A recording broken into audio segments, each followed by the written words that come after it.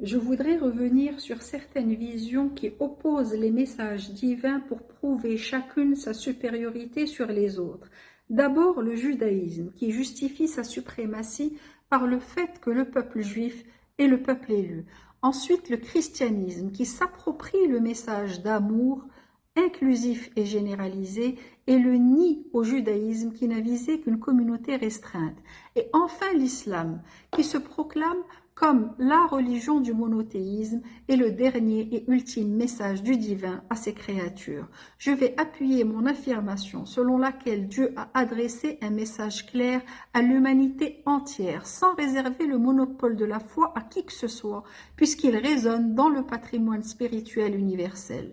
Je vais m'appuyer sur le livre de Khalid Roumo, le Coran déchiffré selon l'amour, pour lire entre elles des préoccupations différentes, mais qui aspirent à une même spiritualité, tout en obéissant à un seul ordre, celui de l'amour comme loi de la création. C'est une lecture pluridimensionnelle du Coran qui donne un aperçu de ses facettes infinies.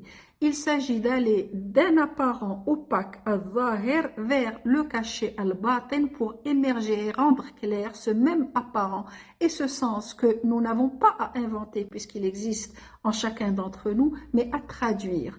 Aussi la question est, l'islam est-il aussi une religion d'amour? Et si oui, que pouvons-nous faire ensemble pour que s'épanouisse l'amour selon la loi divine à une époque où nous ne pouvons que constater sa faillite? Faire fructifier l'amour est l'affaire de tous, le plus noble d'entre nous étant celui qui se garde de fausser l'ordre de la création qui est précisément l'amour. Ce message confirme l'unité de l'espèce humaine dans sa diversité sur une seule valeur transcendantale. Aussi, les textes sont d'abord une parole intérieure et ne peuvent pas être interprétés ni saisis que grâce aux résonances de cette parole dans le cœur de l'homme. Une parole donc qui rassemble autour d'une vision d'amour et qui est le contraire du sectarisme, de la domination et de l'exclusivisme que nous voyons aujourd'hui. Maintenant, beaucoup ne se reconnaissent frères que dans des interdits et les anathèmes. Ainsi, toutes les croyances mènent à Dieu, mais les chemins que nous empruntons sont différents. Aussi, les chemins ne sont pas Dieu. Le premier verset de la révélation coranique commence par le verbe qara'a, qui veut dire lire ou réciter. Iqra.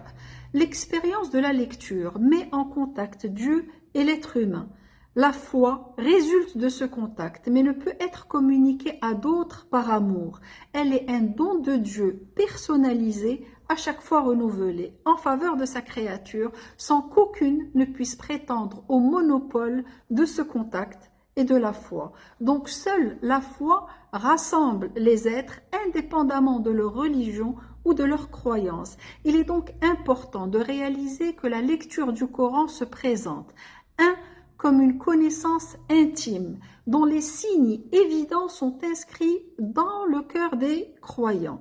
Aussi, Antonin Artaud, en s'adressant aux dresseurs de conscience, ceux qui jugent les autres et qui les condamnent, dit « Ah, que le cordon ombilical de la morale est chez eux bien noué. Depuis leur mère, ils n'ont, n'est-ce pas, jamais péché. Ce sont des apôtres, ce sont des descendants des pasteurs. On peut seulement se demander où ils puisent leur indignation et combien surtout ils ont palpé pour ce faire, et en tout cas, qu'est-ce que ça leur a apporté.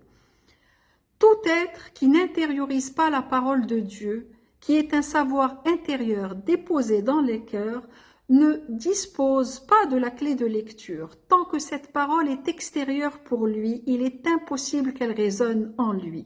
Et son ascension vers des niveaux de conscience plus élevés est impossible, car Dieu, se suffisant à lui-même, n'a pas besoin d'être complimenté. Percevoir l'harmonie et la perfection, c'est en devenir soi-même le reflet et finir par les intégrer en soi.